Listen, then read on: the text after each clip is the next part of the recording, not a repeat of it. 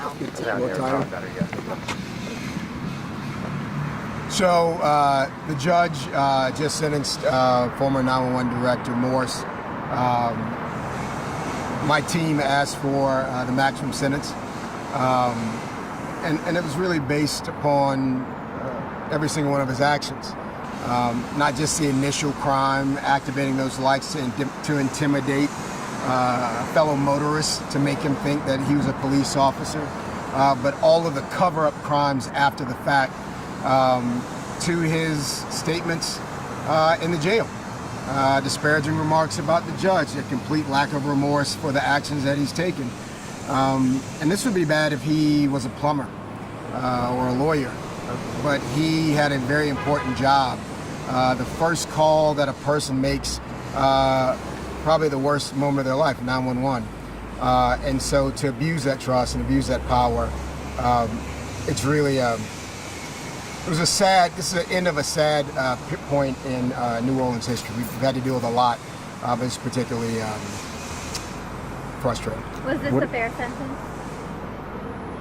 My prosecutors asked for the maximum sentence. The judge gave him 10 years, but suspended 9 of those.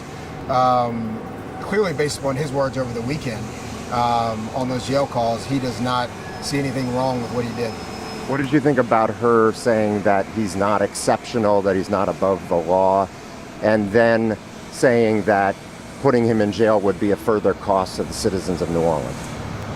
I don't quite understand. The citizens of New Orleans don't pay the cost of people who are serving time in the Department of Corrections. It's not the way the system works, so I disagree with that, frankly.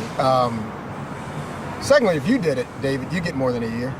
If you had police lights that you weren't supposed to have in your vehicle and you got in a wreck with someone overnight and got caught doing it, you'd probably get a lot more time than a year. What about his claims that the first time he realized that it was his fault was when I showed him the video, a year and a half after it happened? There's a thing in the law called res ipsa loquitur, Latin phrase that simply means that really speaks for itself. It's not much more anybody can say to that. I was shocked and amazed when I was watching that interview.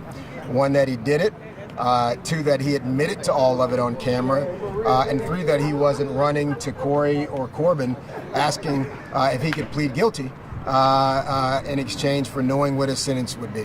Did you guys give him multiple chances to say, hey, okay, I did it, I'd like to plead guilty, or was it just that one? Because his attorney did bring up the fact that you guys put it on the table and it should still be on the table. Look, I mean, every defendant in here, when charged with a crime, any day in court, they can come in and say, yes, I did what I'm accused of, but judge, please be lenient on me. People do it all of the time.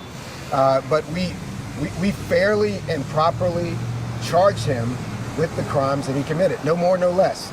A grand jury, we thought it was best that a grand jury hear this case, which means citizens of Orleans Parish heard the facts and said, we believe he should be charged. And then the case was brought over here to Tulane and Broad, and another jury heard the facts presented by these men and absolutely agreed with them in less than an hour. So I mean, he had every opportunity to plead guilty. He chose not to. He chose to come out here and suggest that he was going to come up with some version of his own truth that was going to exonerate him, and clearly that didn't happen. Last question, Jason. Let me stand up so that you don't have to look down. Our legal analysts tell us these kinds of charges, this type of case, is typically something you see in federal court. They were a bit surprised to see it here at Tulane and Broad. Can you speak to why you made that decision to bring these charges? Is this, some kind of statement you want to make that this is something that your office wants to look into? Look, we would have had to ignore a lot here. And this is pretty egregious, and Lord knows we got enough work back here dealing with murders, rapes, and armed robberies. And these 2 lawyers behind me are 2 of the finest lawyers I have, and they have tried serious cases. This is a serious case. Anytime someone pretends to be a police officer once, they get away with that, what could happen next, right? So this needed to be dealt with. We dealt with it. Certainly there are other things. We appreciate any help we can get from the Eastern District and from the U.S. Attorney's Office in bringing cases. But we've got a job to do, and we're never going to look away from it. He continued to... he only got 1 year. He talked about the fact that those 6 days in jail gave him time to think about all this. But do you really think he will learn? You know, that's my opinion about him and his thoughts.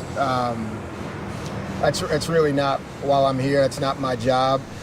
His own words beg to differ with whether or not he realizes he was wrong here. He used an explicative to describe the judge, which really makes it seem like these 4 days didn't really get his attention. All of this goes back to him changing that policy in the days after the accident, and he continued to claim here today that he would have submitted to a drug and alcohol test if he had known, but that's a policy he signed and changed in the days after the accident when he was questioned about it. Yeah, oftentimes you hear people say that the cover-up is worse than the crime, and I think probably in this instance, it absolutely was. Turning over, police officer told him, you shouldn't have those lights. And he went ahead and got those lights in his car. Having had that warning and then going a step further and using them after he caused an accident to gain the upper hand against a private citizen, it's deeply problematic. But then to be the director of 911 and to go back and change policies to protect himself really shows a level of deceit and a complete abuse of power that you don't see very often. And DA, I'm looking to get a comment on your reaction to the AG's allegations to your involvement in the Calvin Duncan case. Yeah, it's patently false. Yeah, and we're going to issue a statement on that. I have never represented Calvin Duncan. A law student or a lawyer could easily look at the records, which always show what lawyers who have represented whom. I've never represented them, and it's upsetting and frustrating that politics is dirty, and his opponent may have the backing and endorsement of the AG, but it should always be based in truth, and for there to be a clear falsehood put in the public space is problematic. I hope that she'll correct it. I hope that she'll take time and actually read the record and see that she's mistaken there. Thank you, guys. Thanks, everybody.